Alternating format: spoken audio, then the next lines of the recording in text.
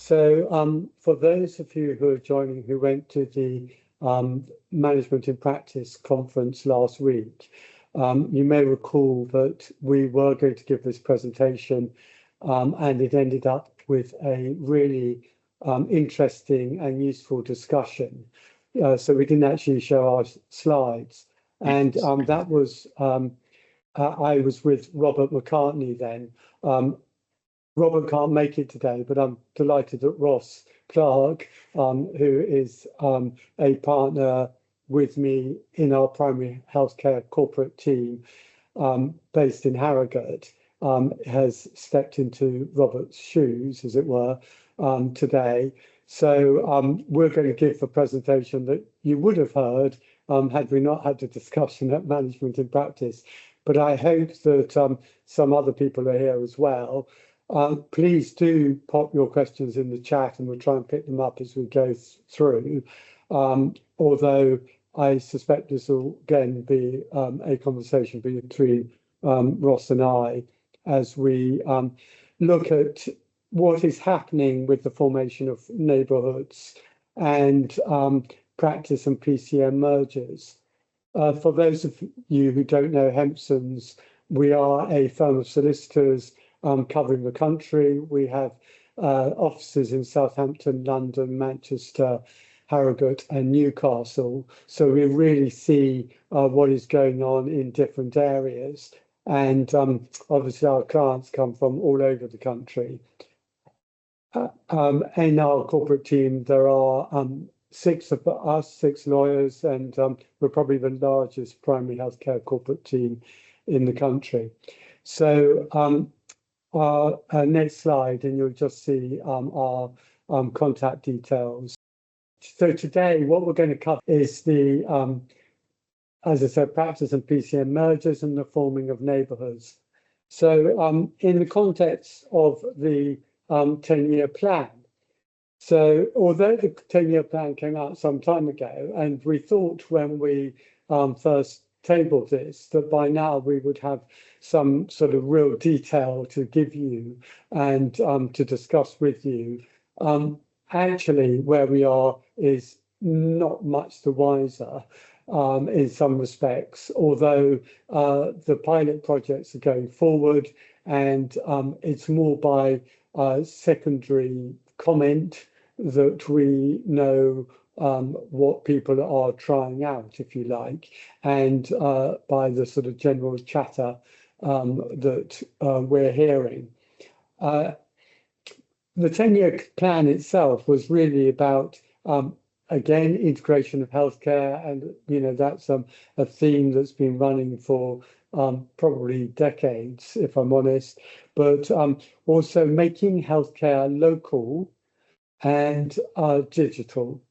And obviously healthcare local speaks to GP practices. What the fear perhaps behind this is, what does it mean for PCNs? And we've been developing PCNs since 2019. And do neighbourhoods wipe out PCNs, or were PCNs the building blocks for neighbourhoods? And so are PCNs a forerunner for neighbourhoods, and can we develop them so that they fulfil the neighbourhood function? I think that's a question to be asked. So where do PCNs not quite fit into neighbourhoods, perhaps is a question. Neighbourhoods are meant to be very geographically aligned.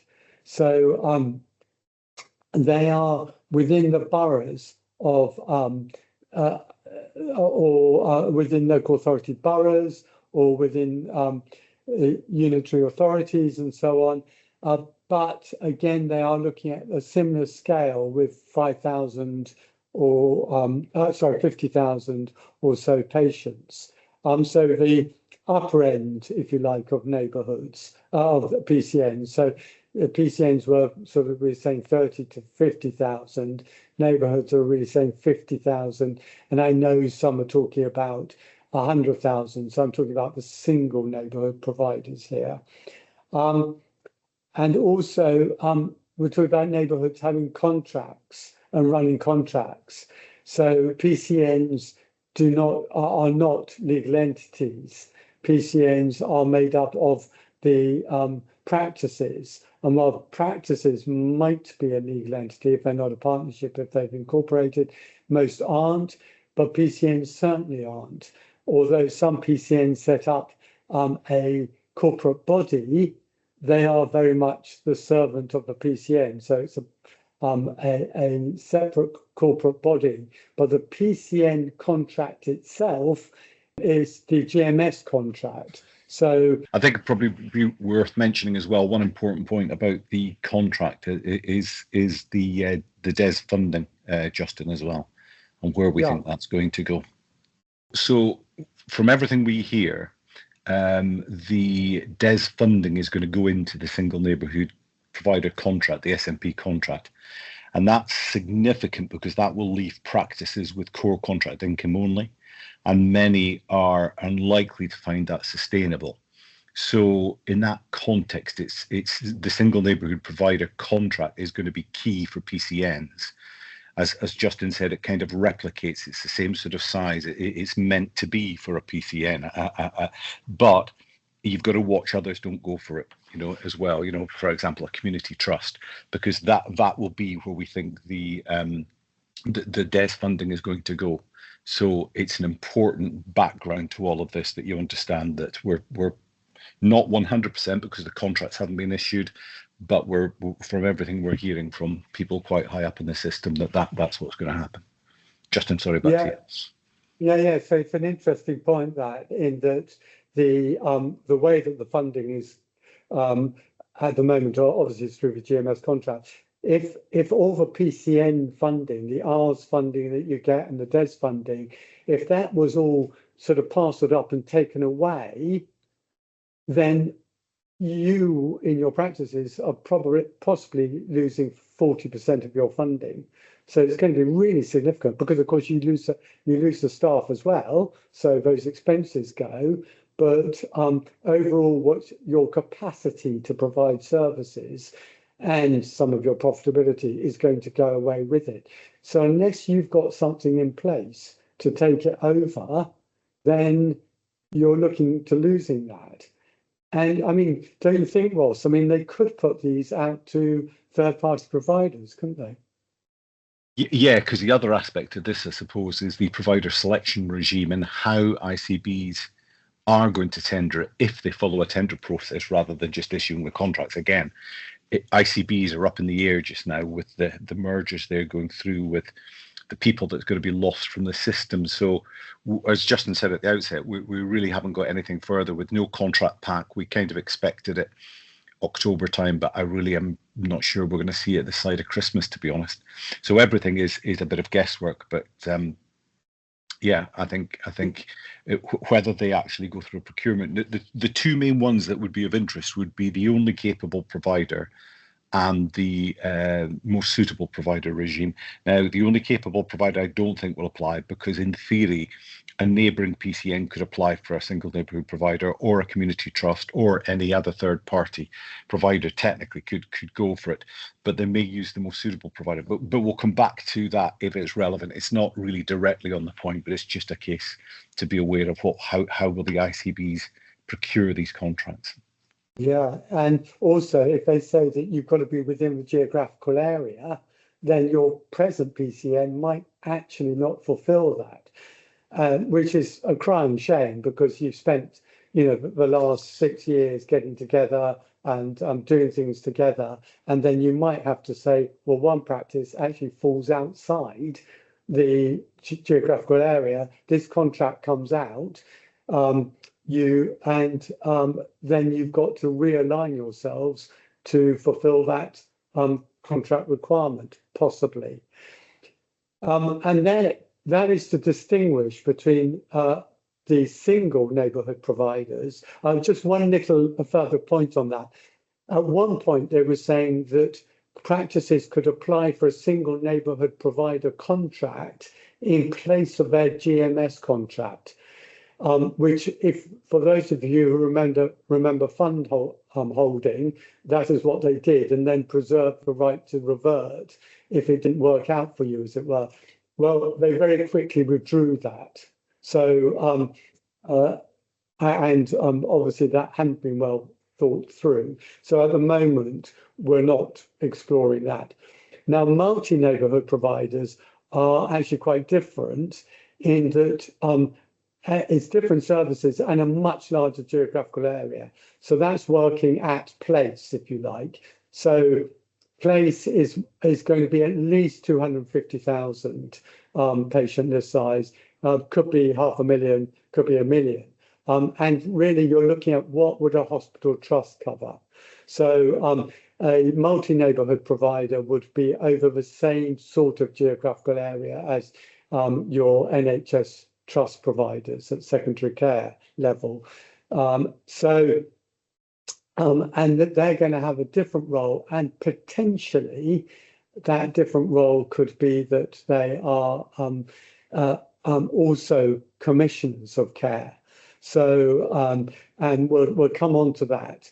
But if you become a multi-neighbourhood provider, then you may also be commissioning care from other providers, because that's got to encompass social services, mental health services, as well as secondary care, hospital services, and coordinate across all of those.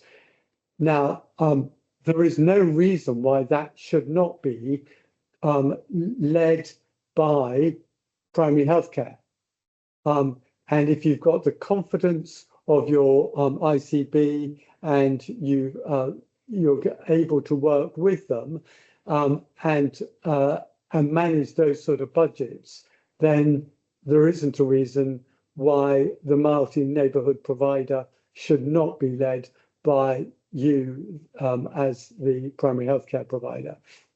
So the contractual positions Ross has touched on. So, you know, this would be going through potential procurement routes and under the procurement selection regime.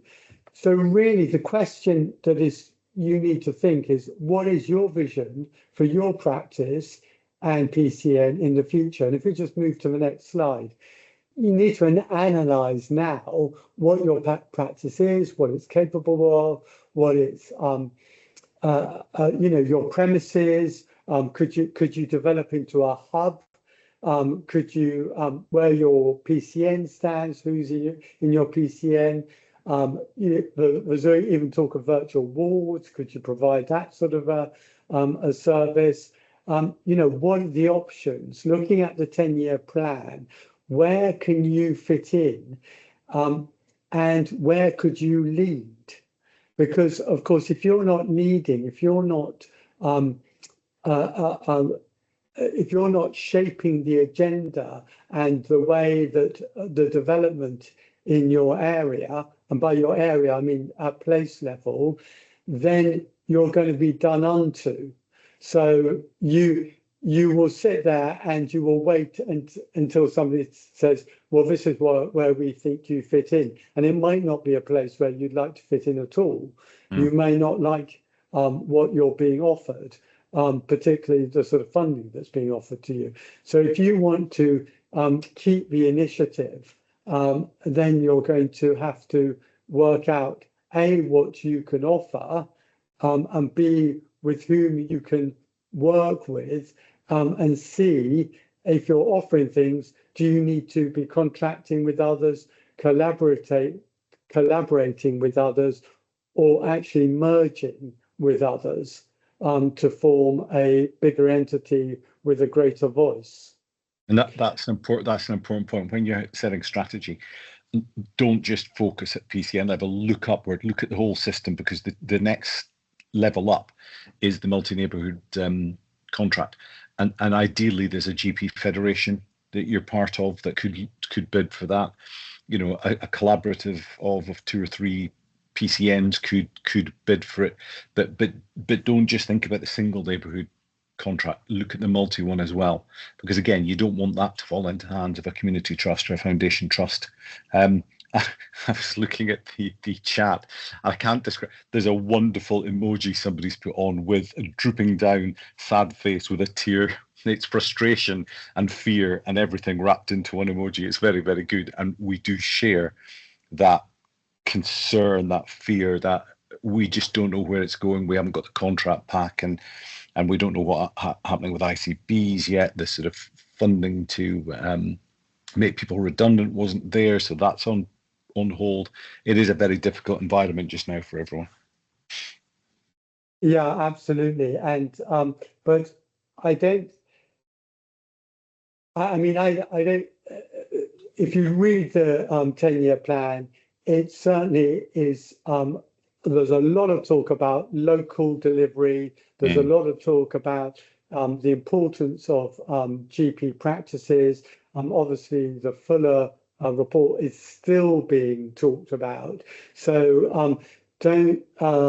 While there is the fear there, and we sympathise and empathise very much with it. GP practices remain essential, and the more that you are unified in your voice and the more you can work together, the stronger that will be. We can think about whether your community-focused services, look at those. Look, these are the things that the 10-year plan is focusing on. Once accelerated referral and patient management processes. They are talking about additional resources and revenue, and that's by redeployment of resources. The ability to shift towards a health focus, so prevention, or as opposed to treating illnesses. Again, GP practices well positioned for that. I'm off for my flu jab, and many thousands will be organised by you. Swifter access to specialist support. Again, GP practices having to identify the best where to place people. There's no talk of patients just being able to admit themselves, as it were, straight to a consultant. And looking at the management structure, how this is achieved efficiently. And there are no other organisations in the NHS as efficient as GP practices. And they know that because they have, when I say they, that is the commissioners know that, because they've seen others, NHS trusts, taking over GP practices or even in former time PCTs and really not being able to make a success of them. So that vertical integration has not worked well. So they know it's got to be through collaboration and through working together as opposed to the sort of takeover scenario.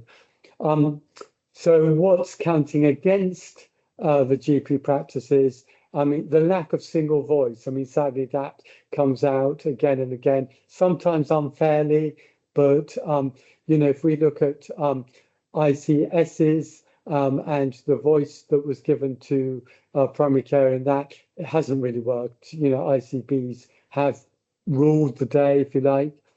But in fairness, you've had to focus on the day job, and all of this seems to be in addition to the day job. I mean, we see CDs run ragged over having to do the CD role and having to try and do their sessions and consultations in practice. It is a multiple number of small businesses, and that is the truth of it, and organising your businesses, and that's where you're paid, as it were, and also trying to have this voice is a challenge. Lack of organisation and leadership resources is also true, although we have seen some stunning successes with federations and GP federations really doing well, where they have been supported by the practices and their membership. Some fantastic successes and continually succeeding. There is, however, some disharmony. So this sort of not consistent in what they're saying and the direction, and inefficient in staffing resources in some places. But so, you know, those are the sort of that is what the centre tend to focus on. But, you know, look at those, the green side, look at your federations, look at the large PCNs and all the PCNs and the successes you've achieved. And, you know, focus on those and maximise those on what they're doing. If we just look at the next slide, and we can see where the collaboration has been and where and how it's been achieved. And, you know, what does integration look like? Where are you across that slide? And could you move from the collaboration into the shared and overlapping services throughout the system and working with others? And would you be able to move on to a neighbourhood delivery model? Because that's what really the 10-year plan is asking for, is that integration and that coordination, even if within that circle there are a number of organisations. I'm now going to hand over. So just to be clear, that isn't in the centre one there. It's not a merger. It could in theory be, you know, but it's effectively working together in a collaborative form. And it's important to sort of not think, well, does that mean merger? Because we are talking about merger in a minute or two. It doesn't imply that you would merge community care with social services, with trust and GP primary care. It would be working collaboratively, and within that there may be sort of corporate entities through which people do collaborate, but we're not talking about, certainly not, you know, as Justin said, trusts are moving away from running practices, not looking at getting closer to them. Yeah, exactly. But forming corporate entities which are joint ventures with other parties. One of the things in the 10-year plan is that all NHS trusts will become FTs. So as foundation trusts, they can go into joint ventures. And perhaps that was one of the reasons why they're saying they all have to be FTs, to give them that degree of flexibility. I'm going to hand back to you now, Ross, to onto the next slide. Right, fine. Just before I do, we've got a question in. Can you paint a picture of what a successful and viable SNP looks like? I think for now it would be effectively your PCN or a legal entity such as a PCN company secures the contract. Now, what you then do to make it viable, because then you will have the DES income, but then that can be subcontracted back down to practice level, so that the practices could continue to do the sort of enhanced access and other services that are part of the DES services. The ARS staff could be shared out. So success will be, I think, securing the contract and performing it in a profitable way to begin with. Now, you then have the next level, which is what we've just talked about, which is collaboration and joining with others or working with others. And that's a sort of slightly different topic about then integration and how do you work with others. So we've been talking about the threats and the opportunities. Many of you will be familiar with, you know, PCNs that have a PCN company. You know, the driver there was very much to employ the ARS staff. And really, when we talk about collaboration generally, it's very simple at its heart. Don't worry about the title of it. It can be called a collaboration, it can be called a partnership, it can be called a joint venture. Really, there's only two ways in which you can do it. One is through a corporate entity, and the other is out with a corporate entity. So you either set up a special purpose vehicle, a company, then that's the joint venture vehicle. Or if you don't do that, you're just collaborating together. You're working together on heads of terms or a contract or a short form contract or a large form contract. Now, really, as risk rises, as risk and money rise in value, the more risk, the more value, you tend to veer towards corporate entities. And that's a different thing to mergers, which is what we're now going to sort of look at, because we think there's going to be the possibility of mergers. Now, it doesn't mean to say you have to merge. You don't. It's a choice, and it depends on several factors. But take, for example, the DES funding, as we think, goes up into the single neighbourhood provider contract, and you're left with core income. Well, you might be part of a PCN that secured the SNP contract, fine, so you've got that funding as well. But there's an example of where practices may merge, because with the core contract income, it becomes a bit unsustainable on your own, but merging with another neighbouring practice, or maybe 2 or 3 practices coming together, makes it viable again. So it's certainly something that is not the panacea for all, but it's something to consider. So in terms of when to consider a merger, the reduction in liability sort of at the top left there is the factor I've just mentioned. That gives you the ability to share risk across a larger footprint, reduce liability. You can then perhaps take on additional services and income streams. You might feel able to doing more in a merged entity. It's larger, you're sharing resources, you've got scope to take on additional contracting. You expand the team and creating stability. And the key with a merger, for example, around team and employees, is not just to create multiple roles and just say, well, we've got 2 practice managers now and we've got 2 of everything. That's great, isn't it? Actually, what you want to do is look at redefining roles. So you might have a practice manager who's very, very good on finances, and another one who's very good with HR or with CQC, etc. What you tend to do when you look for a successful merger is aligning people with what they're good at, so that everybody benefits from the skill set of the individuals. It gives you some protection, and certainly helps strengthen the entity, not just within itself, but from against others as well. You think about career paths within your practice, rather than somebody being pinched and deciding they're going to go off and become a partner in another practice. You provide a good career ladder and they're more likely to stay there. So there's a lot of real benefits of that. The most important one, though, is the one down at the bottom right, unity of purpose and vision. Because mergers won't work unless everyone is aligned. Now, I say this about Hempsons. There's about, I can't remember what the number is, but there's sort of 40 partners. And I often say, I wouldn't want to go and have a drink with all of them. Justin, I would be quite happy to have a drink with, but some of them I wouldn't.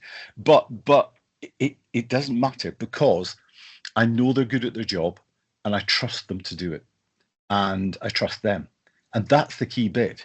You don't need to like everyone, but you can't like everyone when you get larger numbers. But you've got to trust them and respect them. And you must have the same purpose and vision. And I remember years ago going to 2 practices were thinking of merging. I went to one. And I said to them, forget about merger. Just imagine you needed a new partner. And every single one of them applied for the role. Would you give it to them? And the response was, that shower, no chance. And it was like, well, okay, we'll stop there. Why are you thinking of merging? And they had completely different ethos in the way they run the practice. The practice I was at was very much, you're in the practice, you work in the practice, you don't do anything else. The other practice was very much about portfolio roles, and you could do 4 sessions in the practice and go and do this and that and the other thing. So they came to a sort of arrangement that wasn't a merger, but it's such an important element. You've got to have the same strategy, the same vision, the same sort of like ethos, because otherwise it won't work. It's got to be a sort of unified sort of ethos, although you don't need to have everything perfect. You don't need everyone to get on perfectly. You can deal with that. So what to consider? It says what not to consider, but I think you should consider this. The risk of instability is often overlooked. It can destabilize a practice. Now, the way to deal with that is actually the planning and preparation and taking the time to merge it properly. but don't be reactive and unplanned. It's got to be a planned process. It's got to be thought through. It's got to identify risk and deal with all of those risks. And you'll accept risk, but just analyze it and decide if it's fundamental or not. And the bottom two are the important ones, back to ethos and purpose and focus. If there's no unity of purpose, if there's different objectives, it's unlikely to be successful. Yes, you might multiply and be larger. Yes, you might have more staff. Yes, it might help with the income a bit. But actually, if it's going to be fractional and not really operate as a partnership, because as you grow larger, there's no set number for this. You need to start delegating. You know, the larger you become as a partnership, the more you might need to think of a partnership board and delegating to them. And one very good example of this, and something that was left until late in the day, was a real life transaction I had with 3 practices proposing to merge. I could tell you the names because it got in the press, but I'm not going to. But I'd said to them, one of the earliest things I said was, right, you know, you need to do financials, you need, you know, your accountants in, and you need to be talking about the finances. Does it stack up financially? Because without that, it's not going anywhere. Anyway, I wasn't involved in that. And then we'd drafted the merger documents. We got fairly close. I'd say we were probably about 4 to 6 weeks away from completion. And then I went to a meeting and, oh no, look, we've got an urgent meeting. We've got to just cancel this at late notice. There's a significant financial issue in one of the practices. Well, cut a long story short, the merger was aborted. The trouble was they'd already gone to press with this fantastic article about how they're all going to merge. The press then picked up that they'd made the decision not to merge. But the shocking thing then was there was an article 2 weeks later where 2 of the practices basically wanted to explain to the public at large why the merger had failed, and firmly pointed the finger at the 3rd practice and said they're in financial crisis. That's why we didn't go ahead. We're all right, we're fine, but it was them. And if you think about that as the public or the, you know, reading that, or the patients reading that, it's shambolic, and it just is not the way to do it. So it needs thought, it needs time, it needs looking early at the key issues such as finance, such as employees and employment, such as buildings, because if landlords' consent's needed, that can take time. Bank borrowing of build, there's lots of things that take time. But the most important, Ross, yeah. I mean, Ross, your experience is not altogether uncommon. But the first thing that, of course, we say is, where are the heads of terms? So the first thing, before you look at anything, and even pass your accounts to the other party, get some heads of terms, because those heads of terms are subject to contract, except the confidentiality clause. So first of all, we stop people going to the press, and then you can start sharing your things. And also, right at an early stage, you're going to flush out some issues which you hadn't thought about, which might actually become difficult issues. I mean, often it relates to premises actually, but also the finances and somebody wanting to retire and not actually join in, and all of that comes out in the heads of terms stage. So doing that first is really important. And at the other end of it, what is great with a GP practice merger is, because you're partners, when you merge, you need a partnership deed. And you have to have that partnership deed in place from day one. So the great thing is, you've actually got a plan for what happens from day one. When we're dealing with corporates, the number of corporates we deal with when they do takeovers and mergers, and they haven't actually planned what happens after completion. They're all there. Everybody's working like mad to completion and doing all the due diligence and all of that. They haven't actually thought, how are we going to operate from day one after completion? But with a partnership, you've actually got to negotiate your partnership or agree your partnership deed together. And that is a really good way of thinking, how are we going to move forward? And in our deed, we have about 12 different roles that the partners have to decide who's going to do what. And that is always a really constructive conversation. You know, who's going to be head of look at check HR is working properly. Who's going to be doing the finance? Are we going to have a managing partner? And things like that. All of those things are in there to think about. So, yeah, just think of, that beginning, heads of terms, confidentiality, and flushing out the sort of big ticket items. And then also your partnership deed, the future. That's looking at the future. And in the middle, look at the accounts. Yeah, good points. All good points. So let's have a look at a merger now in terms of the different types of mergers. So, and we'll look at partnership level and we'll look at PCN slightly differently a bit later. So the first one is a full partnership merger, where two separate partnerships has its own employees, has its own buildings, has its own contracts, merges into one. So you've got a fully merged partnership and you end up with just the one contract because the contracts are merged. Now, that is your true merger. You then end up with a single partnership, single submissions, single reporting, everything's unified together. There can be an issue if it's a GMS and a PMS contract, but it's quite easily solved. You just convert the PMS into a GMS, and then the ICB will merge them together into a single consolidated contract, or it might just decide to add to the existing GMS contract. Now, there's a point there that is useful, is although we talk about a merger and it is a true merger, quite often you pick one of the partnerships to merge into. And the reason for that is not because they're bigger and better, simply because you keep one of the CQC registrations, so you just amend it.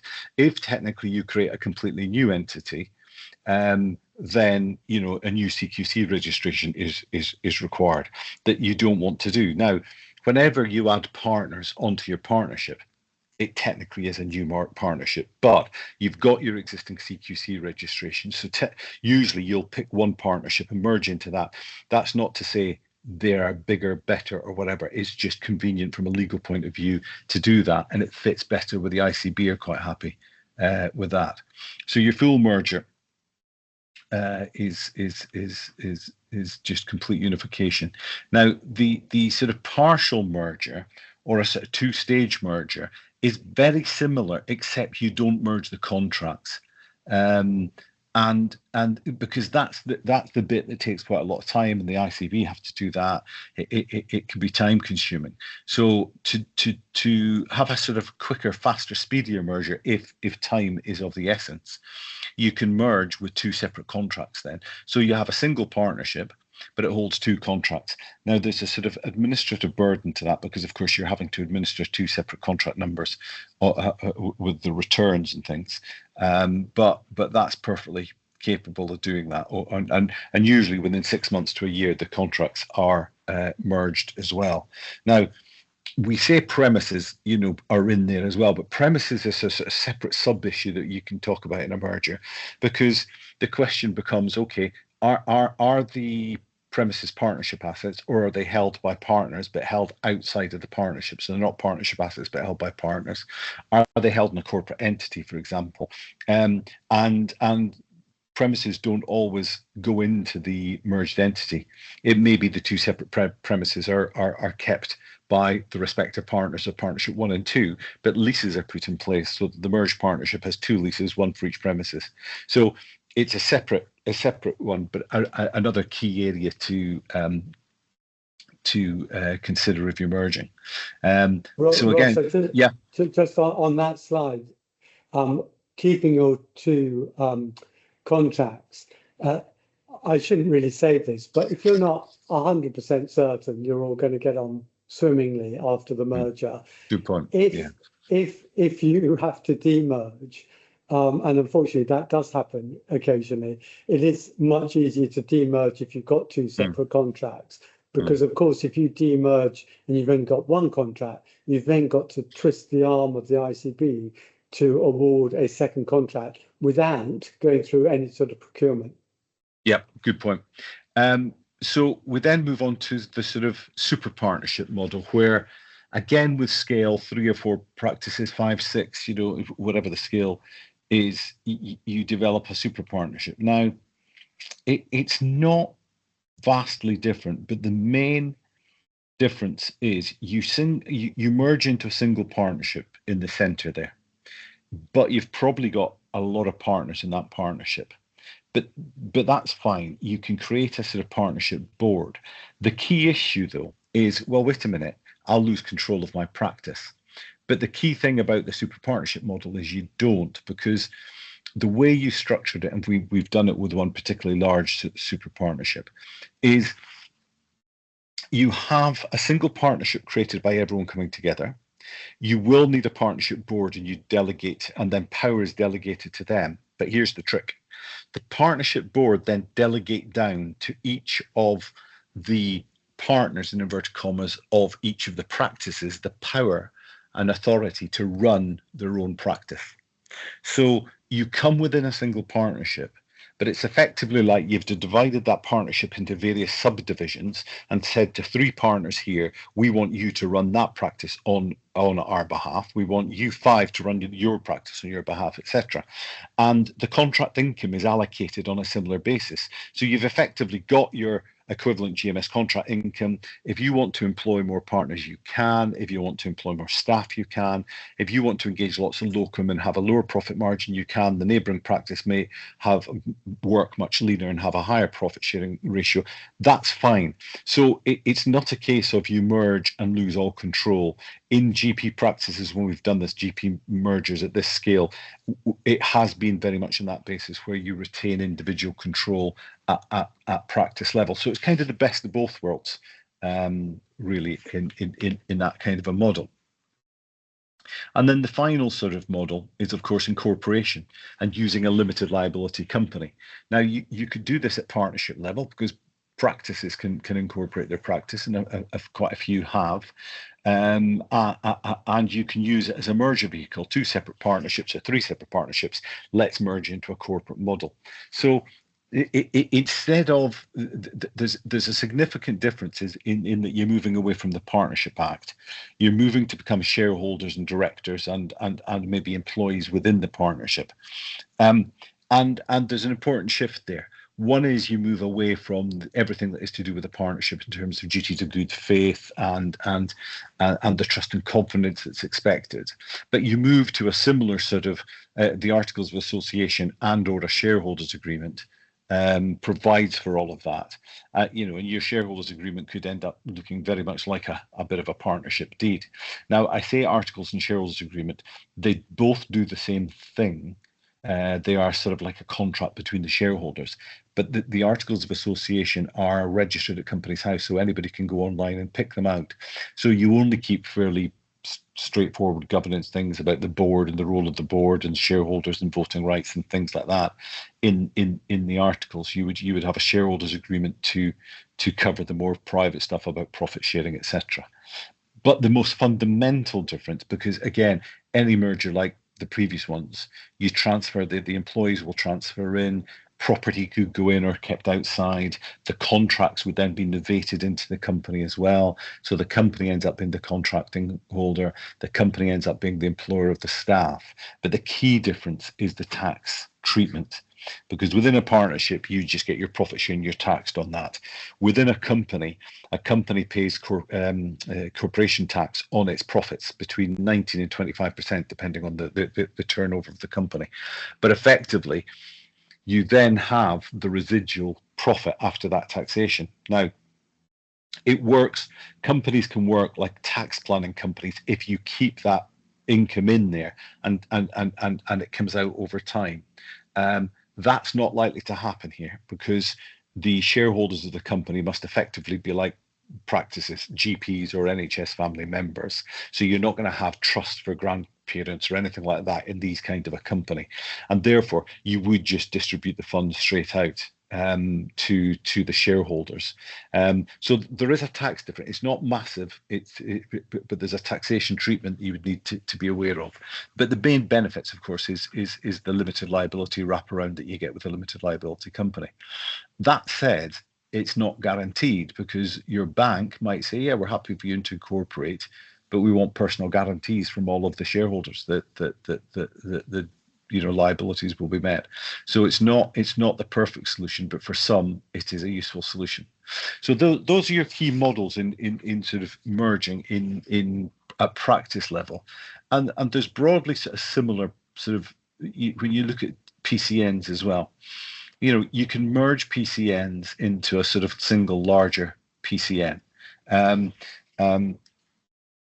Now, ICB consent is required to bring, to create one out of two, but again, that might be easy if the numbers are stack up. So a 25 and a 35 there makes 60. That's much more like the kind of PCN levels that they want to see. 25 would be on the low side. So again, I think when we look at single neighbourhood providers as well, the commissioners are going to be looking at it's a £50,000 patient scale they're talking about. Now, I think there'll be movement on that because I think the ICB will be keen to implement this. And if somebody comes along and said, well, we're 40,000, I think there's a good chance they could go, yeah, okay, because tick, we've got now a single neighbourhood provider contract fulfilled. That's it. Somebody's picked up the SNP contract in that area. So I think there will be some leeway. But again, we're working in the dark. We don't know yet. We haven't seen the contract. We don't know how they'll do that. But effectively, you're dissolving two separate PCNs to create a third one. Do they have incorporated vehicles? That's another issue. Some might have a company where all the staff are employed. You might look at considering that and how you continue that, or not. It may become, especially if the IRS staff go into the single neighbourhood provider contract. How do you deal with those corporate vehicles? But you've effectively ended up with what you've got now, just a larger single practice PCN. You've got, stick to scenario 3, it's scenario 2, it doesn't really matter, where you do have an incorporated vehicle involved. And if you've got an incorporated vehicle, well, that needs restructuring. Again, not terribly complex, because you can decide that you do need a corporate vehicle either for employing staff or for applying for the contract, for the SNP contract. Let's have the corporate vehicle secure the contract on behalf of the PCN, and we can do the performance of it. So it's whether it's a bit of restructuring of that, because effectively you're adding new shareholders. You would be looking at the composition of the board of directors. You'd probably, in that situation, maybe make it an evenly split board, 3 from one PCN, 3 from the other. But then again, look at the patient numbers. So there's maybe an argument that you do it on list size. So out of 60,000 patients, PCN1 gets 3.5 directors, but you can't have a half director, can you? So maybe it's 4 and 2 or 4 plus 3. So there'd be discussions if there were different sizes as well about how you structure that. But that's not complex. We can take you through as the part of that process about all the issues about an incorporated entity. It can all be solved, but those are usually the issues about the board, because it's the directors that are appointed to run a company that effectively make all the day-to-day decisions. So the board's important, the composition of the board, voting on the board, and as I say, voting can be one director, one vote, or you can use a sort of weighted voting system, or have the numbers of directors be the weighted system, where one PCN effectively ends up with 4 directors on the board, the other one has 3. And then the 4 can outvote the 3, etc. And then if both have incorporated vehicles, well, what do you do then? Again, not difficult. It's just a thought process you need to go through about, do we merge those vehicles into a single entity? Again, you could, a bit like we said previously, you could leave them separate. And have the contract sitting separately, like we said before. You can have the company sitting separately and carrying on doing what they're doing. Or do you look to merge those services together, so the staff from one vehicle would maybe go to the other vehicle, so that everything was in one corporate vehicle? So decisions like that, depending on what you've got. Again, a bit of a pain, because you need to change what's already there to merge, but you're looking at scale and scope here. And for a large PCN, 60,000, 70,000 PCN, of course, your merged corporate vehicle, if there's no active federation in the area, could even be thinking about, well, let's have a go for the multi-neighbourhood provider contract, because I think, you know, we could provide it with the help of maybe one or two other PCNs, and then you get to another scale of not merger, but thinking, okay, we've got a company here, let's have a separate company that 3 PCNs operate to go for the multi-neighbourhood contract, and we can use this entity here for the single neighbourhood contract. So try not to be too confused by it. It's quite simple. It's at the basics. You've just got to look at SMP and how you secure that contract. Multi-neighbourhood provider, we want in there as well. We want to get that as well. Whether you want corporate entities to do that, because again, as I say, cost and risk rise, you feel, well, wait a minute, we should have a corporate entity to shelter from that risk. So you decide, let's have a corporate entity, and you decide between, say, 3 PCNs how you do that. Again, that works quite well. You might have, you know, 3 directors each on the board, a board of 9, and it feels almost better than 2 PCNs coming together in a corporate entity, because you've got 3, so therefore it's slightly broader, it's slightly fairer decisions, because it's not just them versus us. You know, there's a mixed view. Yeah, just picking up something on the chat there, and it's coming up here, so you continue, Ross. Sorry, I forgot. Yeah. Fine. So yeah, just coming. So again, the main sort of what we do at the beginning of mergers, be it practices, PCNs, or incorporations, the first thing we do is we identify time issues, stuff that's going to need time and might upset if you plan to do it in a month's time. Because if an entity like a new company needs a CQC registration, we're currently looking at what, 16-18 weeks for a new CQC registration. So that's a significant time impact. Landlord's consent's another one. So you need to look at all of those issues. TUPE, where's the staff? Where are the staff coming from? Where they're going to end up? What roles do they do? Do they TUPE transfer? What about pensions? Now, pensions used to be much more significant a concern here, but again, that was changed fairly recently. So if there's a TUPE transfer of staff, the pensions entitlement goes with them. But actually, where you're talking about practices and PCNs merging, you're all the same anyway. So there's not an issue for pensions. They tend to transfer. Funding's important, obviously, the finances and providing initial capital if it's needed, or just how's the funding going to be allocated and used, and control of that funding. I'm just looking down. There's a pensions. Yeah, the funding issues. I mean, someone asking about multi-neighbourhood provider. I mean, yes, you're going to need significant funds. Yeah. But of course, you're going to be working across a whole range of different organisations. So, but until the income starts flowing from the contracts, you are going to have to think how you're going to fund that. And quite often it's done by a loan, which is then repaid through the income once it comes through. Yep. Just another question on there. Can you not have a lead practice to hold the contract, use the old PCN board as a management board? Yes, you don't need to. You know, do we need a company? We're not saying you need companies. You can do it just in that way. You can have a lead practice model. That's fine. We're just our experiences, as I've said a couple of times. As income levels rise, as risk rises, if you're taking on 35 staff, etc., that tends to be the uncomfortable point where people think, oh, really, we should have a corporate entity now, but it's not mandatory. So I think we've only got a couple of minutes left. Yeah, I'm gonna leave that one, because effectively you can read that later when you get the slides. It's the various stages. Again, it's the time and the planning, looking at due diligence, making sure the finances, etc., are well before you proceed, and make sure it's right. This one, again, I'll jump over this and pass back to you, because again, that's the various themes that you look: financial, clinical, and corporate. So you can just have a look at those in the slides when you get the pack. So Justin, back to you. Yeah, so this is, I mean, really, just to summarise what we were talking about, the governance, and these criteria are the criteria for the provider selection regime.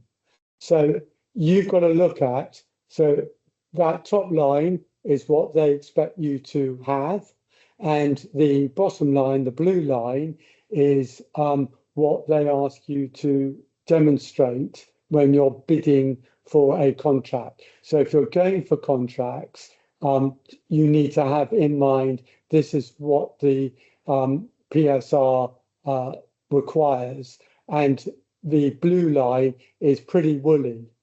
So you need to have done your homework and got alongside somewhat of the commissioners well before the contract is even put out to know what they're looking for, so that you can hit those points.